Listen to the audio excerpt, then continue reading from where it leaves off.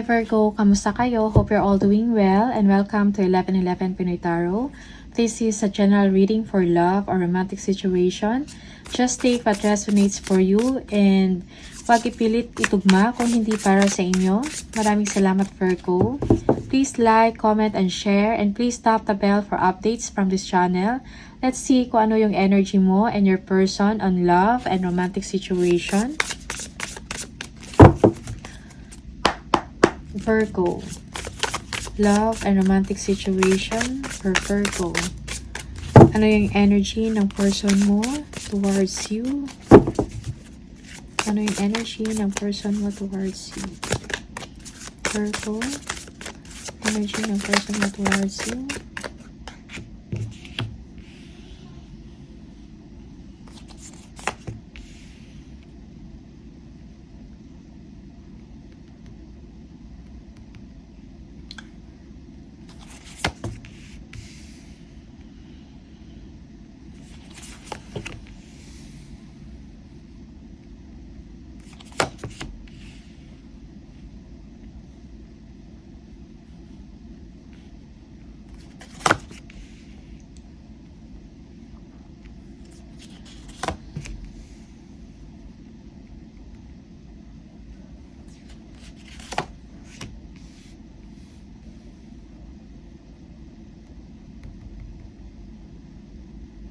Okay.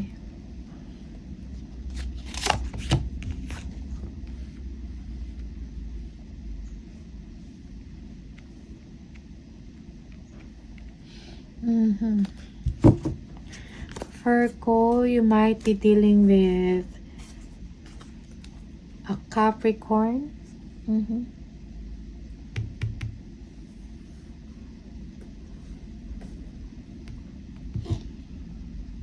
Gemini,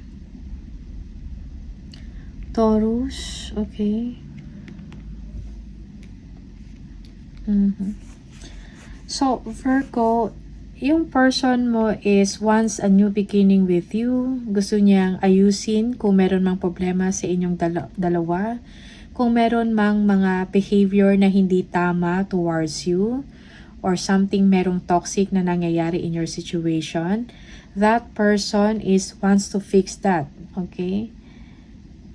Gusto ng person mo ipakita sa'yo na mahal ka ng person na to, no?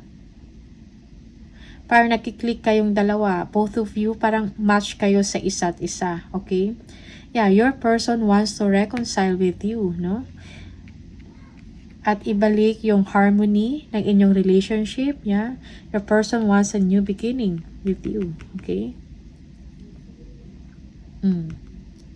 Yeah, your person values also commitment. Yeah. Virgo, Ten of Pentacles. You are focusing about legacy, about sa status, financial status ng inyong family. Okay, Ten of Pentacles. Yeah, financial security, no? Nakafocus ka sa ganyan. You are valuing family. Binavalue mo yung family na tinatawag, okay? Yeah, you want to be a protector, no? You want to support your family, protect your family or your person, okay? You want to grow old with this person, no? You value commitment with this person, okay? Meron lang mga worries ikaw sa person na to. And yeah, yung iba sa inyo, you are expecting the worst and you gusto mo i-overcome yan, no? Gusto mong mabigyan ng solusyon or sagot kung ano man yung mga concern or problema mo. Okay? Yeah. There is a challenge when it comes sa commitment or plans, no? Sa inyong dalawa ng person mo or ng family. Okay? Stability is important to you. Okay? You are taking steps to build the trust again or to work things out with your person, Virgo.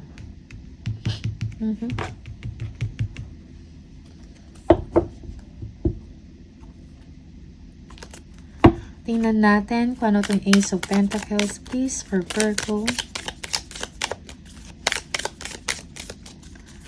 Ace of Pentacles. Energy ng person mo towards you. Energy ng person mo towards your person. Okay, the Devil. Okay. Parang merong toxicity in the relationship, no? Okay, bad patterns or negative pattern, no? In the relationship. Okay? And your person wants to correct that. Parang gusto niyang ayusin to. Okay? The Devil. Tingnan natin.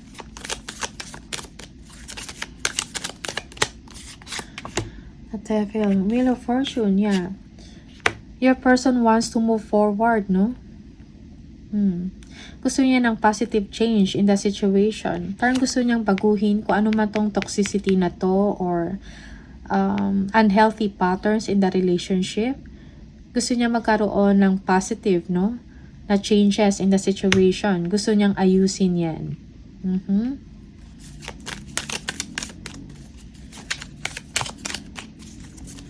Yeah. Tingnan natin. 4 of Swords. Yeah, 6 of Cups. Naalala ng person mo. Or namimiss ka ng person mo. Your person wants harmony and balance in the relationship. Okay. Yeah, yung person mo is now healing, no? Healing the situation. Meron din, yeah, your person wants you to be kind also towards him or her. Okay?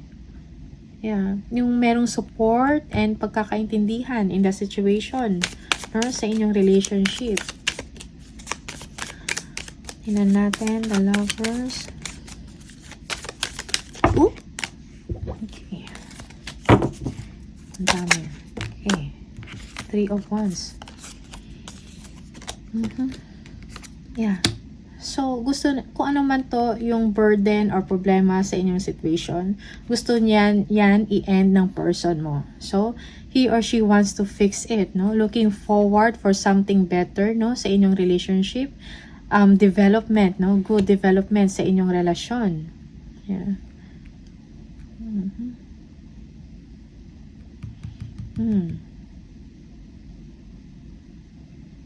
Yeah. Gusto i-end ng person mo. Kung ano man tong problema sa inyong dalawa, kung ano man tong toxicity or concerns or issues ninyo, gusto yan i-end ng person mo. And he or she is looking forward for a better future with you. Okay? Looking forward for expansion also. Virgo. 10 of Pentacles. Ano to?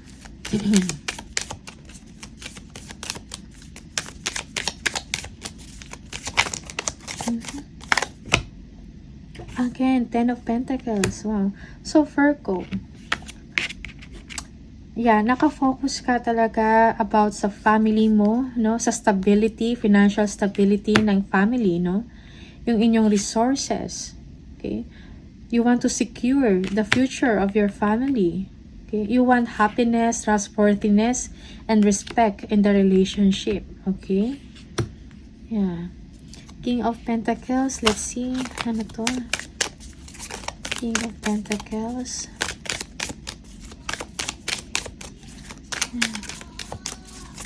Yeah, for some of you, Virgo, your person feels that you are toxic and gusto ng person mo na mag-change ka, something like that, no? Yeah. Yeah, your person wants you to be supportive, okay? King of Pentacles. Yeah, King of Cups, okay? Mahal mo yung person mo, you are very protective sa person mo. You want what is best for him or her. And for this relationship, no? Trustworthiness and respect. Okay?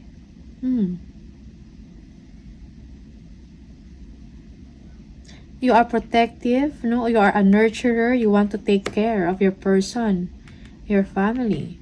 You love this person pero hindi ka ganun ka vocal or expressive. Hindi mo sinasabi sa kanya. Okay? Yeah.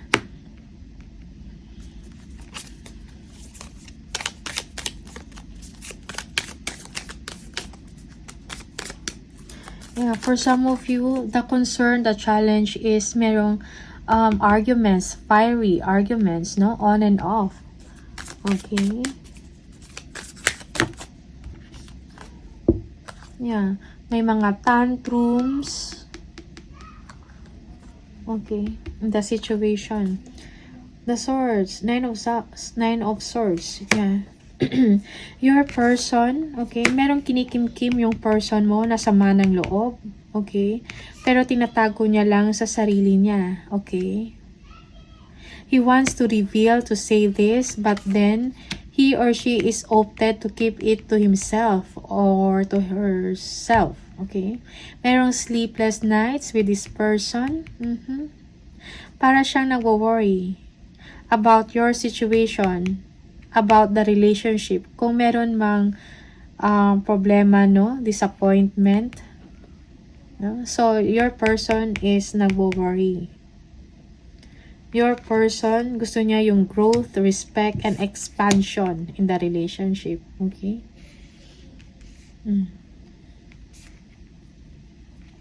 Yeah. Yeah.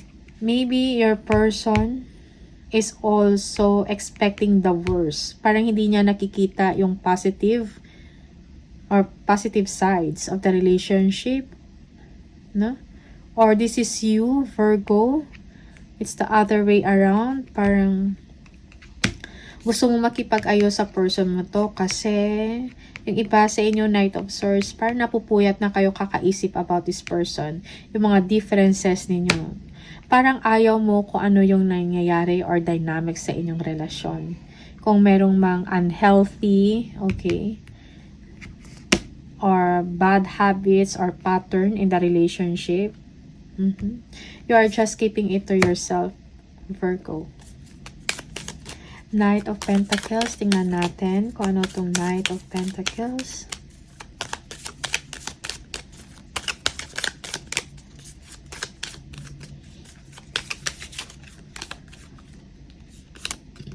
Excuse me.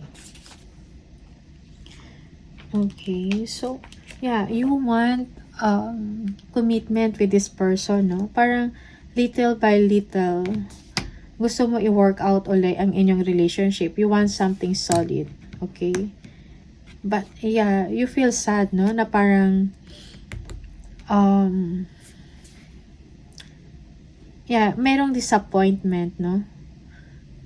About sa stability din ng inyong commitment or ng relationship, okay?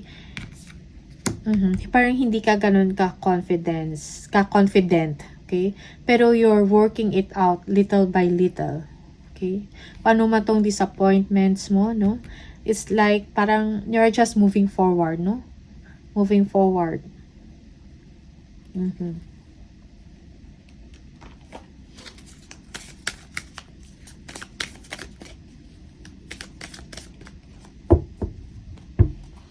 Yeah. Virgo, you are loyal, no? And parang nalulungkot ka sa situation in a sense na parang disappointed ka sa nangyayari sa inyo ngayon. But you are doing your best to nurture kung ano man yung kakulangan, no, sa inyong relasyon. You are doing your best. You're working it out. Little by little, slowly. Okay?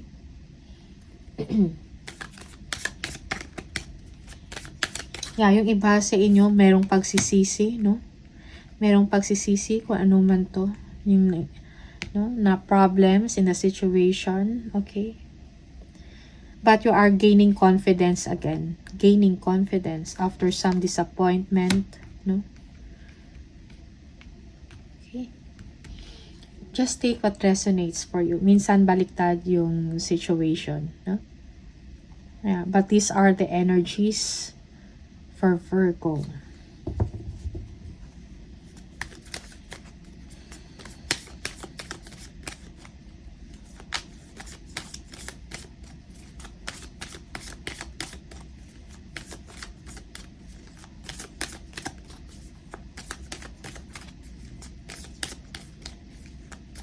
Yeah, for some of you, nag-worry ka because there is a secret. You feel na parang merong kailangan i-reveal or sabihin yung person mo sa inyo. Okay? Or, yeah, you are worried or concerned about a secret. Something like that.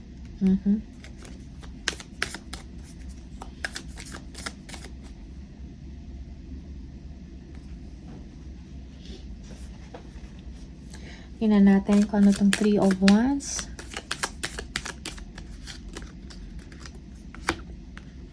Yeah, 8 of Cups. No? So, moving away, kung ano man itong mga fights or arguments or problem in the situation. Huh? So, merong walking away. No? And everyone, ikaw, Virgo, and your person, gusto niyong pag-aayos, no? Gusto niyong ayusin kung ano man yung problema ninyong dalawa sa inyong connection or sa inyong relationship. Okay? Yeah.